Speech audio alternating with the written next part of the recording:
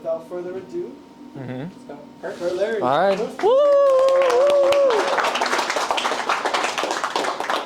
All right, we all made it. Thank you all for coming. Really appreciate it. I know we're a tight group. I think on the invite it said 300 and something people were coming. Yes. I think the rain stopped them. The rain. I think it was the rain. Car crashes. Pretty sure. But today we want to tell you a little bit about Hextronics, what we build, how far we've come, and a little bit of the reason behind why we're here today for HexTech.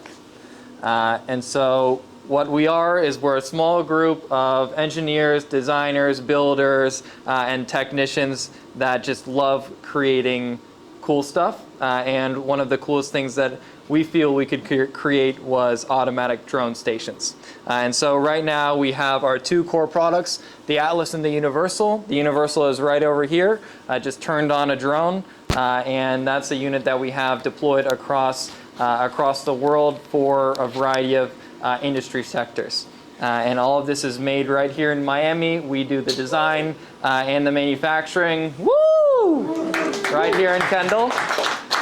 And we've got a lot of the team here today.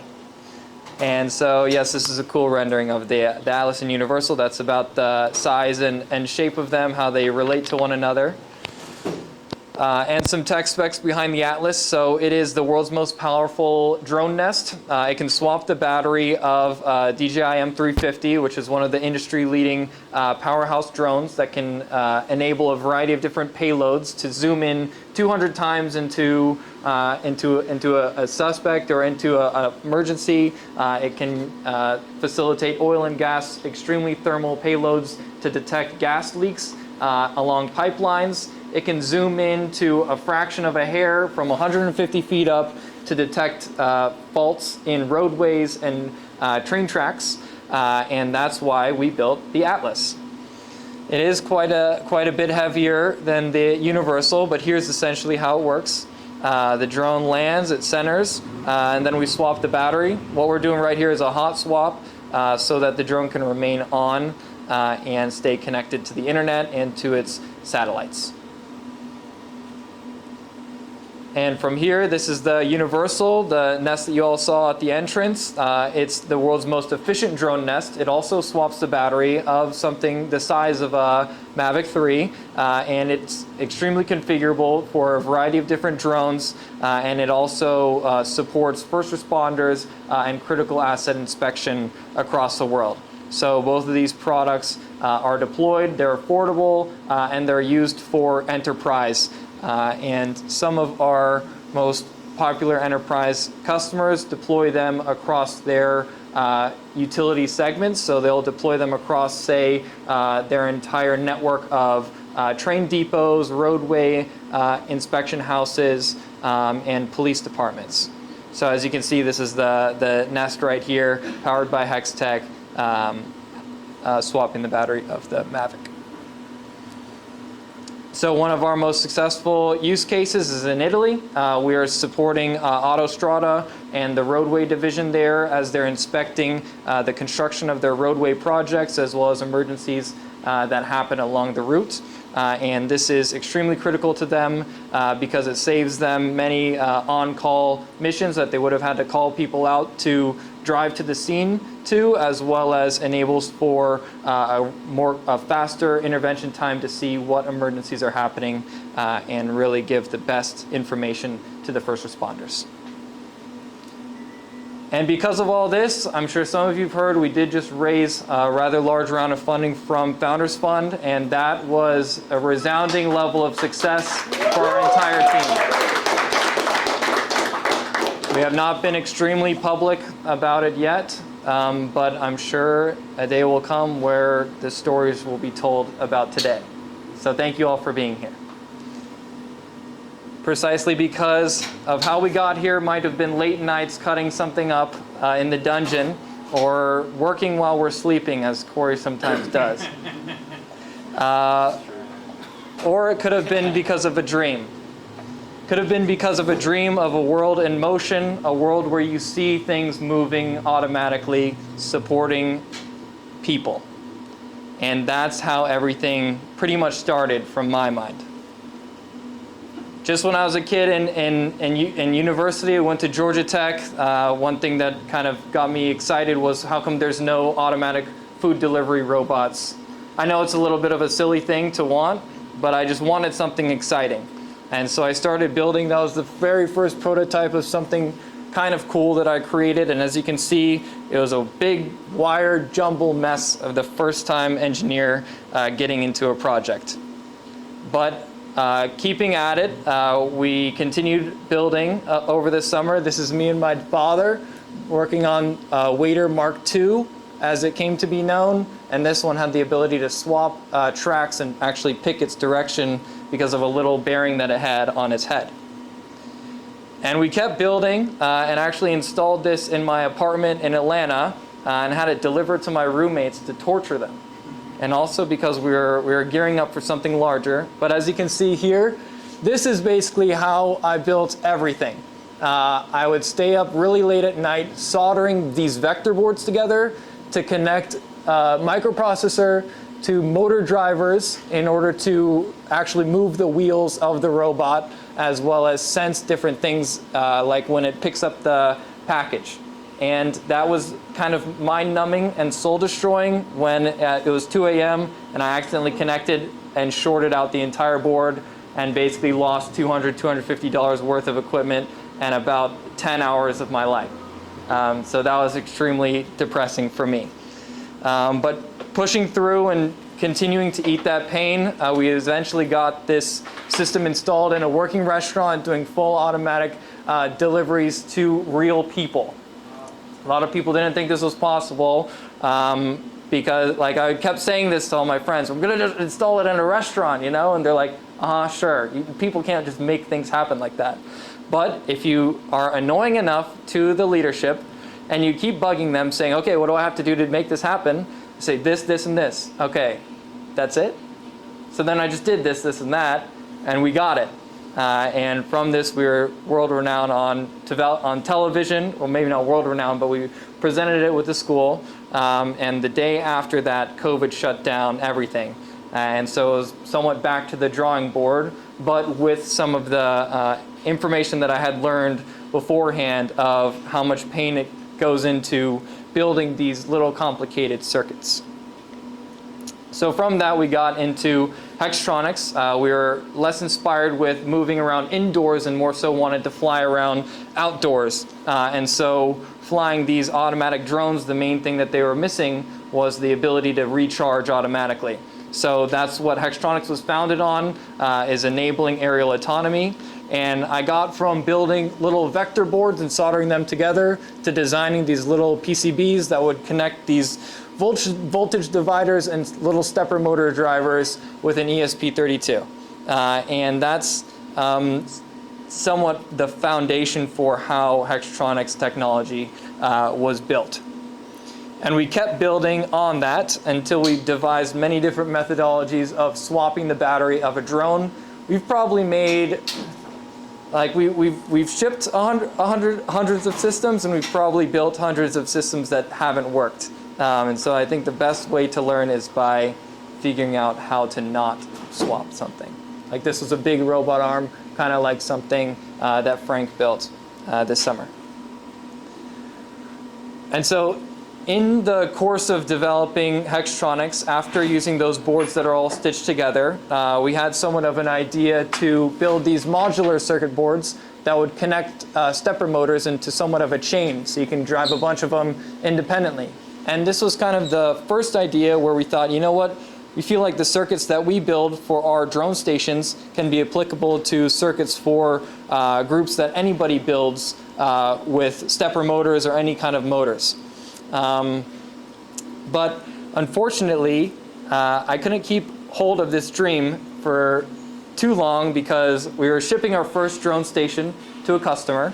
And we had a whole array of these little circuit boards tied together through one main ribbon cable. And as we got to the final assembly and testing, I was working with my dad and a couple other interns at the time. And he actually plugged in one of the little, you might see one of these little connectors. He plugged it in backwards and fried everything. And this was like like a day before we had to ship to our first customer, and it was been like countless all-nighters before then. And so I had to give up my dream of making circuit boards that could be used for other projects, primarily because I had to focus on making an extremely high quality and reliable product. So that's what we did. Instead of using a variety of circuit boards that all connected together, we used one circuit board to rule them all, Gandalf. That's what we named it, Lord of the Rings, one to rule them all, yeah. And from there, that created our first product, the Global. This is what started and got Hextronics' name across the world. This puppy is still flying and shipped in over 25 different countries. We've manufactured over 100 of them out of our small little facility in Kendall. And they're extremely complicated, by the way. And from there, we've got even more complicated with the Atlas. This puppy is about 3 times as powerful as the Global. It's got about, 11, 12 different stepper drivers. And it uses a new methodology of actually driving the motor that this is the stepper motor driver, and these are the little MOSFETs that then do all of the hard work. So now it's a lot easier to drive motors stronger. And that was a key thing that we learned during this product. And then we came back to the idea of a modular circuit board that could be used for a variety of different applications, using what we understood about how to build a reliable product. And that's what brings us today to HexTech.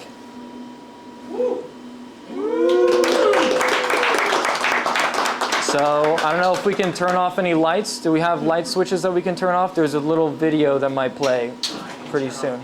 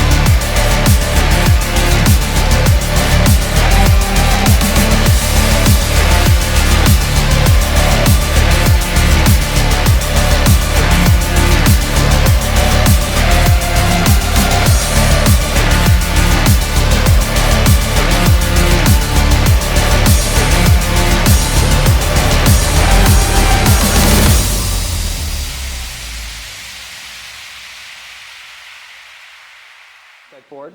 And the main specifications are it runs on 24 volts, minimum is 5 amps, max if you're driving everything at once is 16, and that's because of the current taken from the motors. And then something that we're proud of is the environmental temperatures that this bad boy can operate at, because it does have to run at a variety of different conditions for our drone stations. And something that we do, and we'll go into more detail, is we actually made the circuit board IP protected.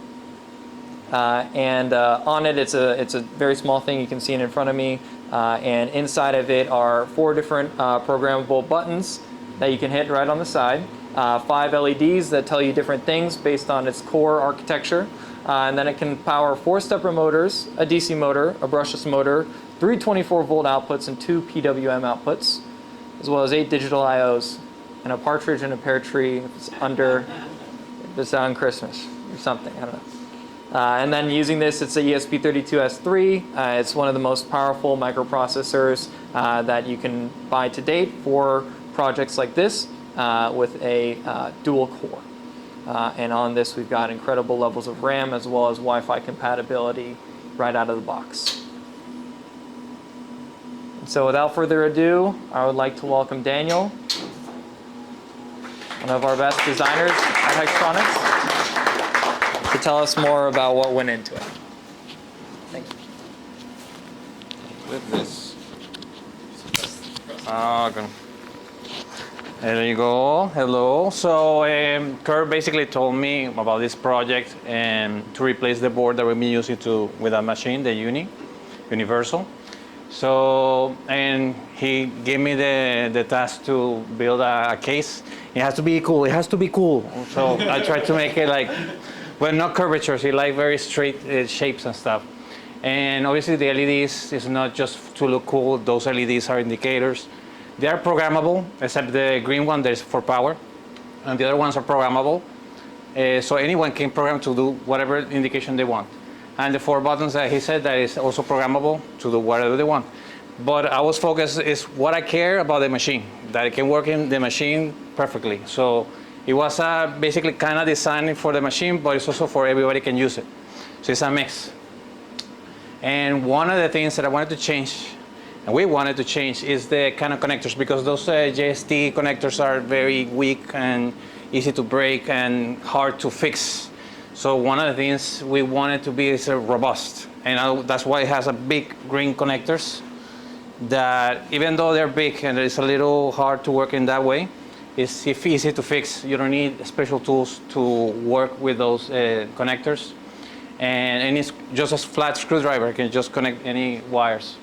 And obviously you have to put all the labels easily, so it's super easy to just disconnect, just fix it, and you put it again. And they have like sections. We have the connectors, the main power on the left, the stepper motors and some switches in the middle, the big connector. And we have DC and brushless motors and more switches in the other side. You can daisy chain different boards. By the way, it's made for that capability, that they communicate each other and just daisy chain different boards. Right now we only have the muzzle, which is the main board we have right now, but the idea is to later have more boards to connect daisy chain. So the LEDs right now, I have a programming for that machine, is that the green is power, blue is data, it's just blink when there's data communication. The Wi-Fi, so it has Wi-Fi, and the idea, there's 2 ways you can basically communicate with it. One is Wi-Fi, and you just connect with the Wi-Fi, and through internet with the cloud, just send commands, and it will just do it. The other one is just connect with your USB, and through a computer, just send 0 commands. And that way you can create a big, complicated machine in an easy way, just commands. So right now, that's the way we have it there. That the Raspberry Pi is sending commands to the muzzle, and one of the things that blue, when it's blinking, is receiving data. So the white one is connected to Wi-Fi. Right now it's not connected to Wi-Fi. The yellow one is for when it's working on a motor. You'll see the yellow LED staying on when it's running a motor or something. And the orange is going to be the address. It's showing what address. Like I say, it's going to be daisy chain. And it will going to tell you how many times it blinks is what address it's in. Right now it's not using daisy chain yet. And red is if it's an error, it's going to just turn on. And for us, it was important to be mounted in a DIN rail. Right now we have it in a DIN rail, but we also wanted to be maybe in a board, like those they have directly in a board. So it has holes on the back, and you can put the DIN rail mounts, and that's how we have it there. And there you see, you can see it better. And what else? So Kurt, like he always crazy trying to make it push everything forward more. He wanted to be waterproof. We basically tested with the quotes and tested very great. There is a code that basically, the goal is to be IP66, that you can have a lot of water running and dust and should not be affected. And that's our test. So there you go. So we've been, the last few months, we have some interns from high school and college, and they've been building many other products other than the uni that we have right now. Many products to show the capabilities of this board, and you can see that you can do basically anything, any project. So this is a few of the projects they've been doing. They show some of them here, and it shows how flexible is the board, that you can just run motors, and they didn't know anything about stepper motors. They didn't know anything about DC motors, nothing. They're just asking how to use a multimeter, so stuff like that. And little by little, they've been learning a lot. Actually, in just a few months, they learn a lot. But running the boards are super quick. Like just connect it, give this command, boom, it works. They're like excited because it's super easy. That's the idea. Makes things harder, make it easier. Because technically, a stepper motor is complicated, but this makes it super easy. So now for the next verse, the step is technology behind the muzzle. Nick, there you go.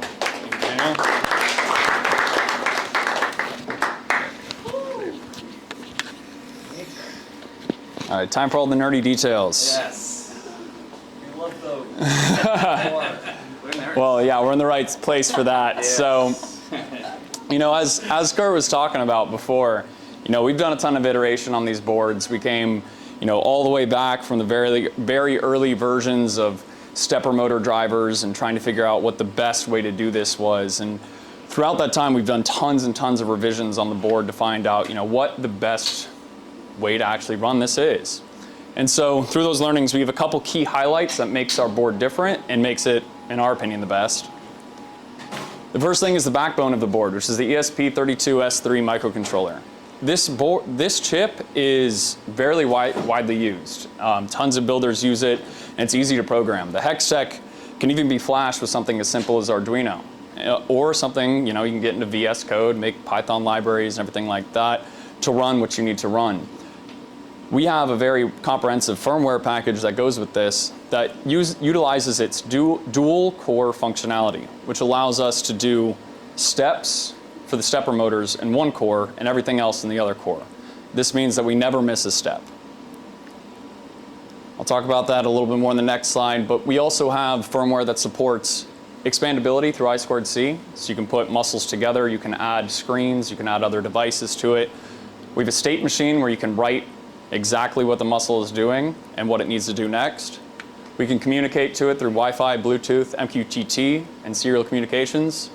And we've got interrupt service routines for our IOs, meaning that if you trigger something, we can immediately make an action on that. The backbone of the stepper motor drivers, we've been talking about that a lot, is the TMC 2160s. These are basically the main strength of the driver.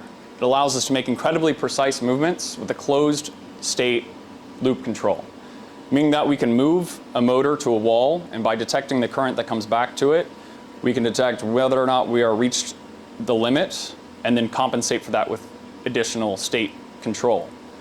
This means that we can get rid of encoders, we can get rid of wires, we can get rid of limit switches, and we can make everything much more simple when we're deploying these products in other places. And we wanted to provide that kind of functionality to builders out there in the world.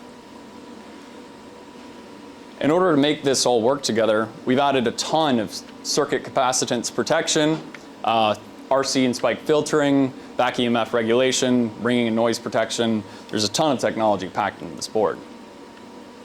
We also have detailed telemetry about environmental conditions, temperature and humidity, the state of all of our different stepper motors, whether or not they threw an error flag, and everything else in this driver. So what does this all look like? What can we do with one board? One board can drive 4 stepper motors, has 8 digital signal IOs, which is like a limit switch. You can drive it to one of these switches and give feedback on what your control domain is. 1 BLDC and 1 DC motor driver. Think, you know, like a drone motor. This is where you might need a little bit more power or speed rather than precise positioning control. 3 MOSFET IOs, which we use for solenoids to power them on and off. They're basically like low-powered relays.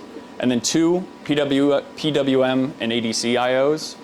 Those are tied directly into the ESP32 that gives it precise control on that output. And then, like we said before, it's expandable over I2C. So you can chain them together and control them from a single board. Now how do we do all this? I mean, this is a lot of stuff packed into one little board. Well, it took a lot of engineering to do that. And we've got a couple neat tricks in there. We've got a multiplexer, some GPIO expanders, and we're running internal I2C and SPI in order to make this all kind of sing harmoniously together. But these schematics, and all of its complexity, is going to be open source and viewable by anybody that wants to make their own firmware to run these boards and do what they want to do with it. Now, to talk about how to actually use the board, I'm going to bring Corey up here.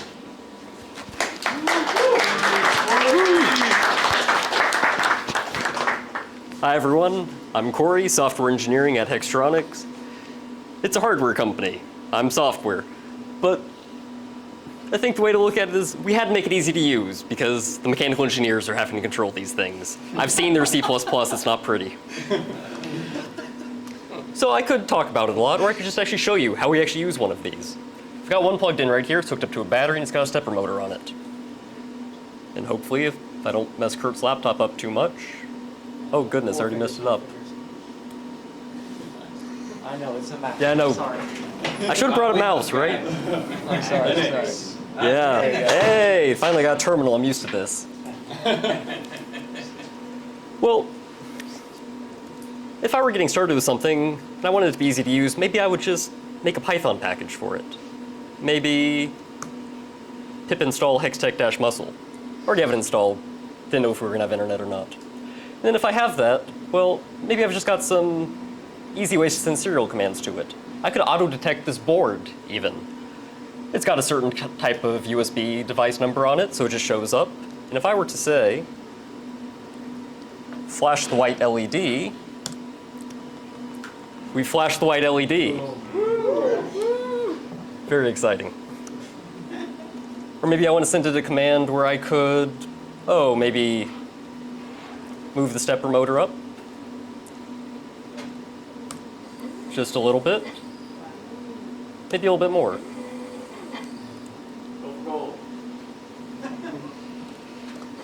And take it back down. But that's just sending single commands. What if I don't want to work with serial? What if I, want to actually write some code with it? Well, maybe you just, from HexTech Muscle, import HexTech Muscle. Make a new one, queue up some commands, and then, assuming I didn't break Kurt's laptop, we should see it. Raise the flag, going through every step of the process. Nice touch.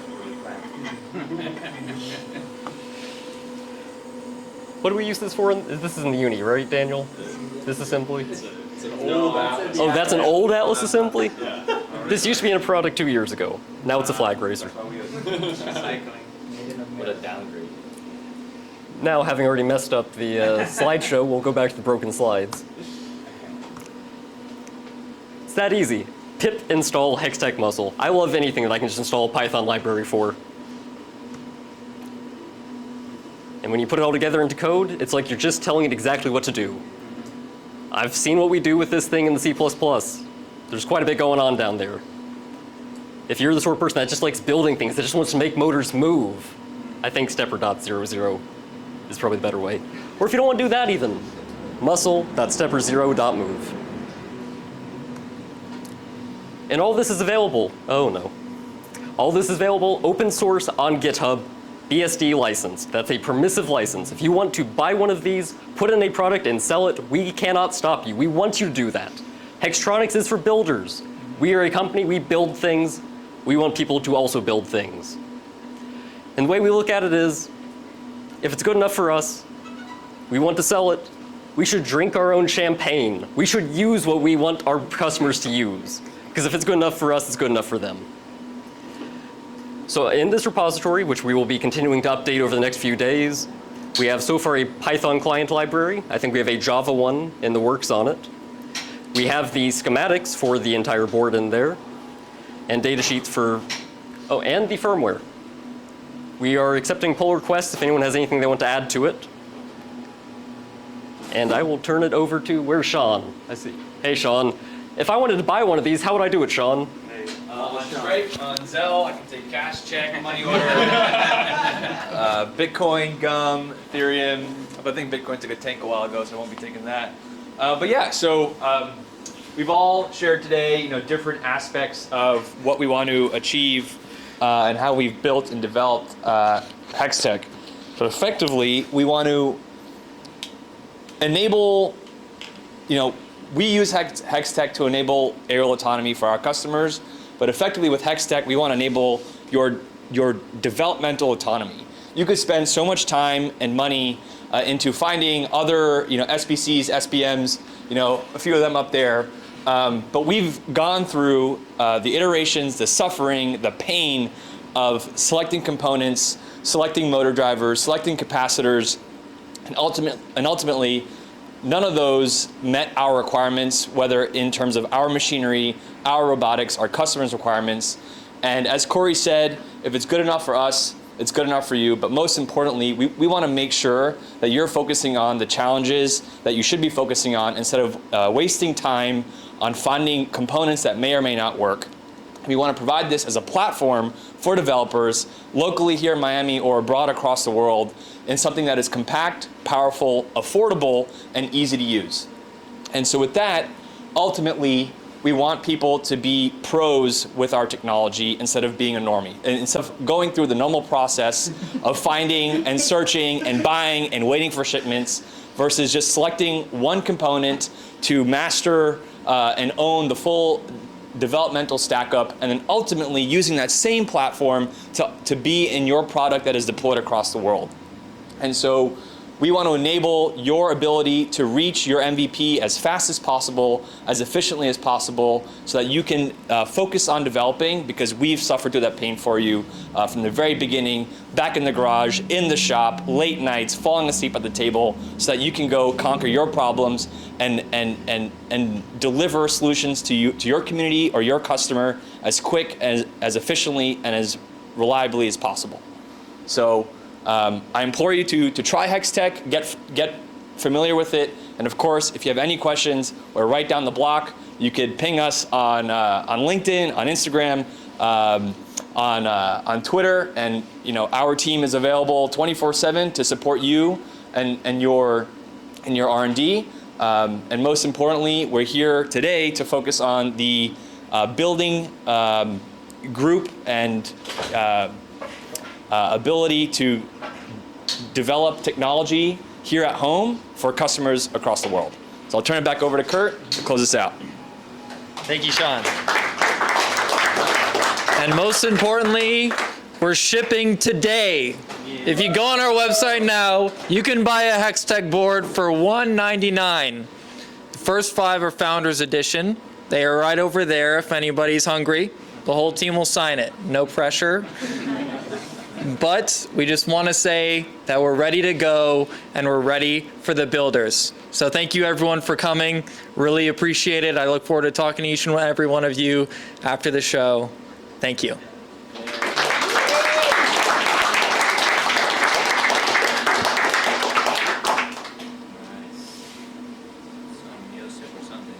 Let's get Grim Fandango back on.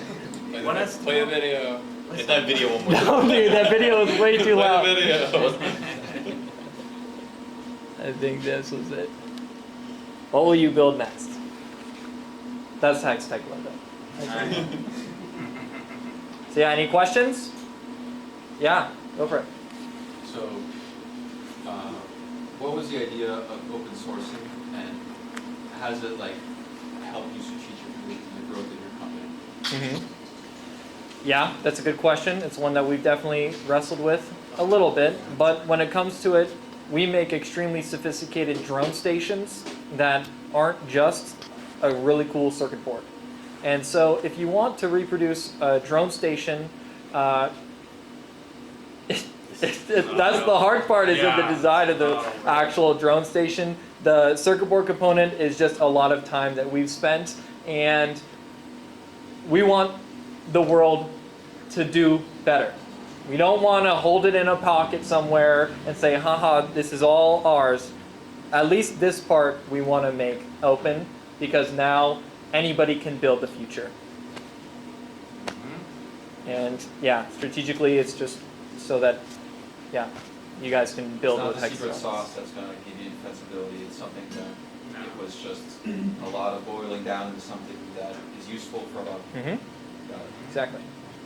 So why the ESP32 and not the RP24?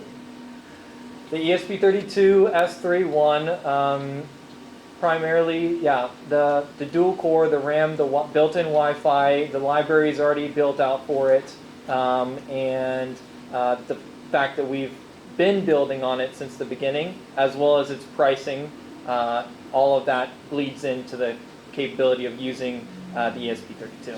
But great question. Yo. So your customers have a need for drone stations to be able to replace batteries for different types of drones? Are all their deployments with just a single type? So right now, so we have 2 products, one for the small drone and one for a big drone. That covers, I'd say, roughly 80 to 90% of the market, wherein groups do need a small drone that can just get eyes on a scene rapidly, or a large drone that can have a heavier payload that can do a more specialized task. And we're finding most of those come into those two categories. And eventually over time, right, technology advances, payloads get smaller, motors and batteries get more powerful, and it's only going to be an ever-growing industry. And we're very excited to be a part of it and working with the customers that are bold enough to push the envelope with us. And how many batteries do you have in each of those drone stations? That you Sure, you can take a look at the one here. We've got slots for 5 batteries. So essentially you will be able to have the drone flying around the clock, because when they're in the station, they're constantly charging. Yes? This seems like something that the U.S. military really would have you looked at selling in the government yet? And if so, what hurdles have you found in that process? Yep. So primarily, I like building things. Right? There's a lot of ways that we could go to not building things. And we saw at least a lot of early success. I mean, it started like in my garage. I wasn't just building like artillery like drones. I was using drones that everybody had because I had to ship a product that brought value to people. And so we started with drones that were widely available, that people trusted, that people already had, and us making a complementary capability for them is how we then got into a variety of different commercial, enterprise, and also government sectors, so that we are building the future of drone autonomy. Yeah. Yeah. Do you have any plans on automating a universal controller? So we interface with the remote controller through software, Oh, okay. but we do have a little solenoid that turns it on and off. Got it. All right. Answer my question. Yeah. Can you talk about using AI to kind of like just automate the like code generation for the Python framework or any other library? Yeah, don't give the interns any ideas. Actually, they use already, yeah. I knew I saw Yeah, ChatGPT code in there. So yeah, I think we already are using some of that to do it. Yeah. Did you use any AI for the PCB design? Yeah, there's some good auto routers out there that will do it. We're packing everything pretty tight, so I believe this is an 8-layer board.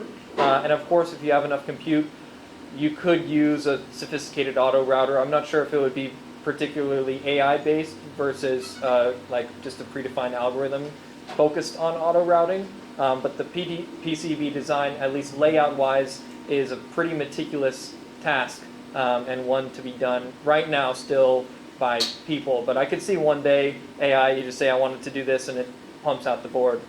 Sure. Yeah. The company that makes the drone, do they know about Hex and what you guys are doing? Would that be a partnership down the line or something like that? Or not really? Yeah, they know about us. Yeah. Someone's scared of us. Yeah, we have an interesting relationship with that group. So a lot of the drones that work with our Nest is built by a company out of Shenzhen. They're called DJI. They're the world's largest drone manufacturer, and we're pretty close with their business development teams in many different ways. We'll see. We'll see. Why are they scared of you? Why are they scared of us? Somebody said they're scared of us. Because they can't do what we do. Be American. Among many other things, they always say swapping batteries is too complicated and charging is a lot easier, and we have to produce to the order of tens of thousands, if not hundreds, of a product to reach profitability based on their economies of scale that are pre-built into their product line. So they can't take as much risks as a company like us can, building such a sophisticated product that cures a niche that is only just now being realized to be extremely important.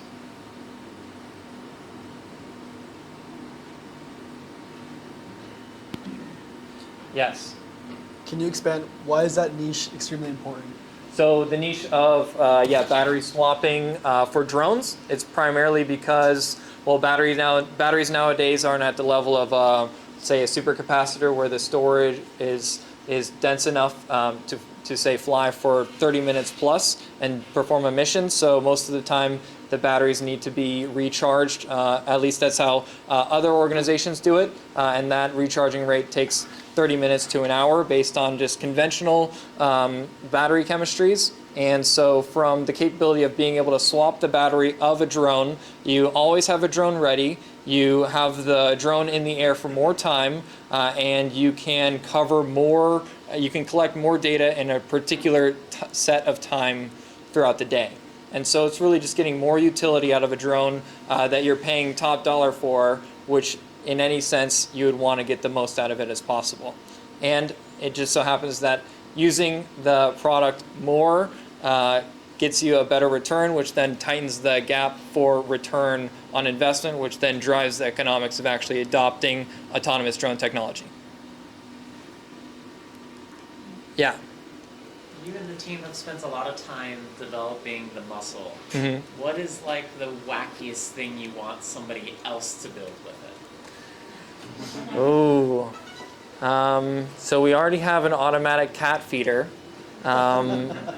but I think something crazy would be, I guess, just really advanced pieces of art. Something where you now have the ability to drive a variety of stepper motors into some like electromechanical synchronicity that is actually beautiful. And I really want to see some talented art developers make something powerful with HexTech. But on top of that, yeah, there's an extreme wide variety of like building a CNC or a 3D printer, things like that, where that whole capability of using some of the most advanced stepper drivers would then in turn make one of the most advanced CNCs or 3D printers that are available today. Also, robot arms are cool. Mm-hmm.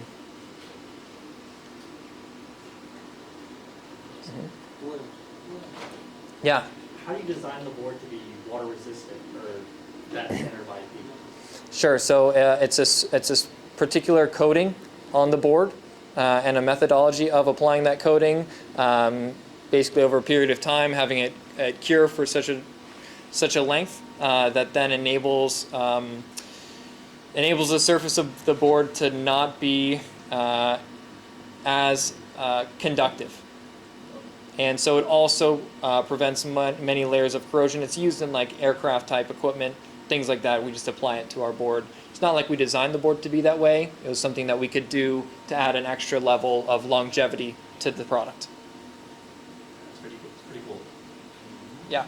Where are the boards assembled? Currently, the boards are assembled by JLC PCB, but we're in talks with many PCB fabs, even in South Florida, who would be able to work with us, as well as local to the U.S.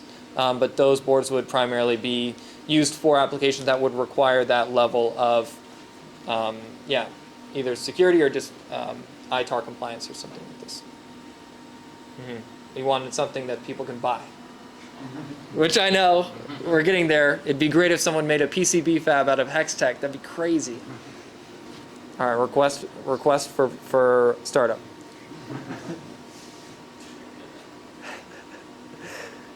Yeah. Which drone has the most poorly designed battery? Oh. I can't say that.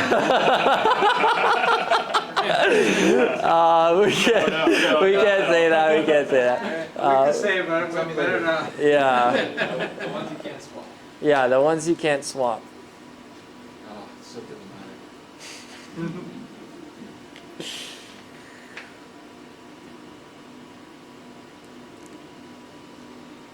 All right. Well, if there's nothing else, it's been a pleasure being here. I'll be around.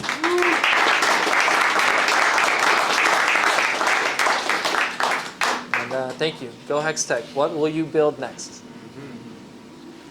Woo! Give it up for the team. For Corey and Nick, Daniel and Sean. And for the interns. So interns, raise your hand. Raise your hand, interns.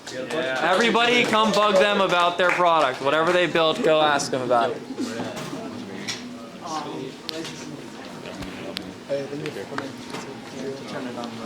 And we've been running with HexTech the whole presentation. Here